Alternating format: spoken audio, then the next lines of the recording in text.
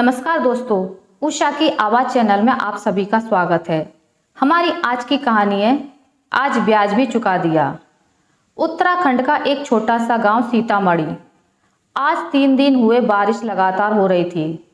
हर चीज जलमग्न हो रही थी।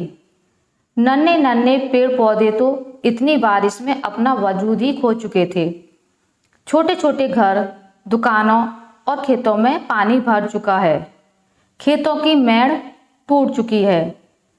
धान के किसान जहां बारिश शुरू होने पर पहले बहुत खुश थे कि उनकी फसल को पानी मिल गया, अब वे भी चिंतित नजर आ रहे हैं। हर इंसान अब प्रार्थना कर रहा है कि इंद्रदेव अब शांत हो जाइए।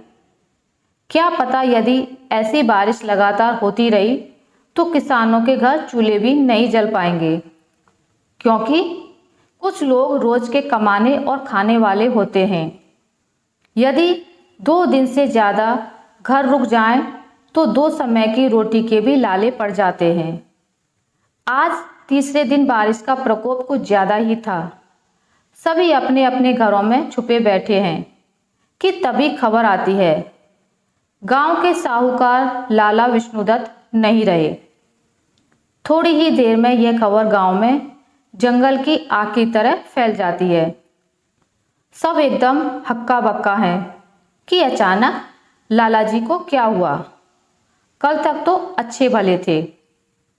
अब बारिश भी आहिस्ता आहिस्ता थम थम कर हो रही है। घरों और मकानों में भरा हुआ पानी धीरे धीरे अपना रास्ता बना रहा है, पर गांव में लगभग सभी सड़कें कच्ची हैं और मिट्टी को इतना पानी मिल चुका है कि यदि धरती पर पांव रखो तो एक हाथ भर तो मिट्टी में पांव धंस ही जाता है। उसी गांव में जब यह खबर एक लकड़ी की टाल चलाने वाले राजकुमार को चलती है तो वो मन न होते हुए भी हाथ में छाता ले लाला विष्णुदत्त जी के अंतिम दर्शन को निकल पड़ता है और सोचता जा रहा था उस दिन को जब उसने गरीबी के चलते और अपनी बेटी की शादी के लिए लाला विष्णु से 50,000 रुपये का कर्ज लिया था। बेटी तो विदा हो गई, लेकिन कर्ज का ब्याज सुरसा के मुंह की भांति बढ़ता ही जा रहा था। उस पर भी दिन रात लाला जी का तगादा रहता। वे यह ना समझते कि उसकी भी कुछ मजबूरी होगी। लाला जी को रुपए पैसे की कोई कमी ना थी, पर ब्याज का खून मुंह लग चुका था। ऐसे में बेचारा गरीब राजकुमार करे तो क्या करे, ब्याज भरे या घर का खर्च चलाए। एक दिन तंग आकर उसने अपना छोटा सा पुश्तैनी घर बेचकर लाला जी के 50,000 रुपये चुका दिए। वो घर जिससे उसकी पत्नी और उसकी बेटी की ना जाने कितनी यादें जुड़ी थी। राजकुमार का खुद का बचपन, बहन भाई के साथ की यादें, अपने माँ बाप के साथ बिताई हुई आखिरी यादें, उसकी पत्नी जानकी का ससुराल में आना और उसके छोटे से घर को स्वर्ग बना देना, और उसकी अपनी बेटी मणि के साथ बिताया हुआ हर पल उस घर की 4 दीवारी में नजर आता था। घर की एक दीवार को उसने बहुत ही प्यार से सींचा था। घर ज़्यादा बड़ा नहीं था, पर यादें बहुत अनमोल थी। पर मरता क्या ना करता। लाला जी ने उसकी मजबूरी जरा ना समझी। उसे अपना घर बेचकर, अपना आस पड़ोस सब कुछ छोड़कर अपनी पत्नी सहित अपनी लकड़ी की टाल में आकर रहना पड़ा। ये लकड़ी की टाल ही अब उसकी जिंदगी का सहारा थी। धीरे धीरे राजकुमार और उसकी पत्नी जानकी इन सब के अभ्यस्त हो गए। ईश्वर की कृपा से राजकुमार दोनों पति पत्नी की गुजर बसर लायक कमा ही लेता और दोनों पति पत्नी प्रभु के भजन गाकर सुखमय जीवन काटने लगे। राजकुमार अपनी टाल की लकड़ियों को बहुत ही हिफाजत के साथ रखता, ध्यान रखता कि कहीं उसकी लकड़ियां गीली ना हो जाएं, क्योंकि उसकी रोजी रोटी थी ये लकड़ी की टाल। वैसे भी जब इंसान से एक बार सब कुछ चला जाए तो जो कुछ भी उसके पास थोड़ा बहुत बचता है वो उसके लिए बहुत अनमोल होता है। वो उसे बहुत संजोकर रखता है। ऐसा ही राजकुमार का हाल था। दोनों पति पत्नी बहुत संतोषी स्वभाव के थे।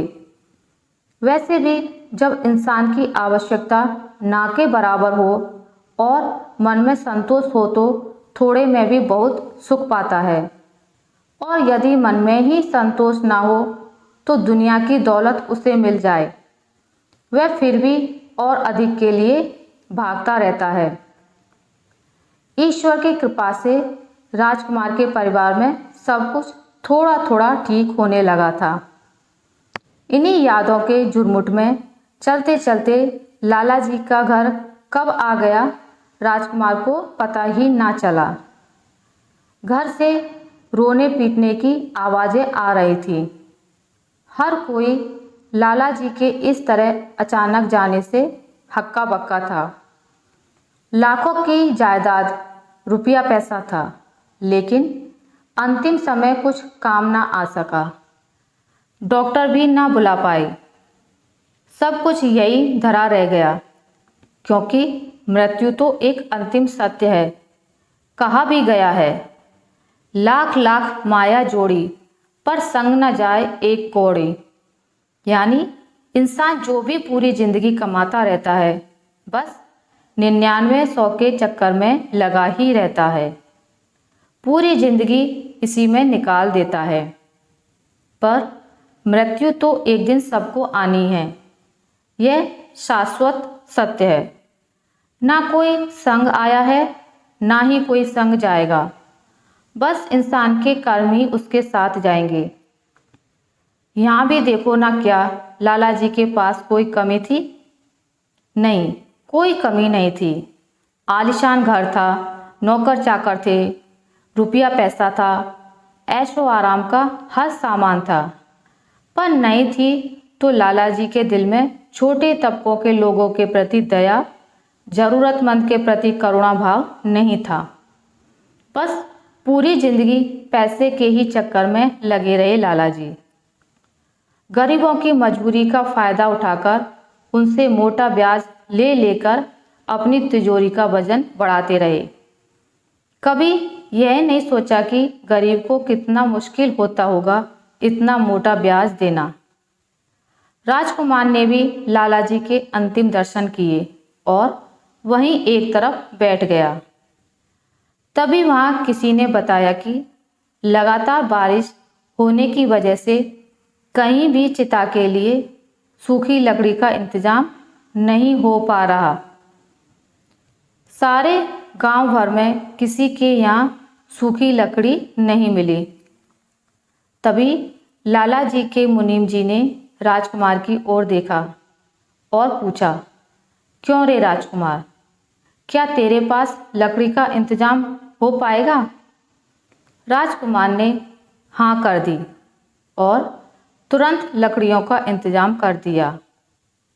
आज लाला जी उसी राजकुमार की सूखी लकड़ियों की बदौलत अपनी अंतिम यात्रा पर निकले थे, जिसका जीते जी वो 2 कौड़ी का ब्याज भी माफ ना कर सके। जब मुनीम जी ने राजकुमार को पैसे देने चाहे तो राजकुमार ने पैसे लेने से साफ इनकार कर दिया और मन ही मन ईश्वर को धन्यवाद कहा और सोचा कि चलो आज ईश्वर ने लाला जी के ब्याज से मुझे मुक्ति दिला दी और मैंने ब्याज का भी ब्याज चुका दिया। आशा करती हूँ आपको मेरी आज की कहानी अच्छी लगी होगी। अगर आपको मेरी ये कहानी अच्छी लगी है तो इसे लाइक करें, ज़्यादा से ज़्यादा शेयर करें और अगर आप मेरे चैनल पर नए हैं तो इसे सब्सक्राइब करना ना भूलें। मिलते एक नई कहानी के साथ, तब तक के लिए नमस्कार।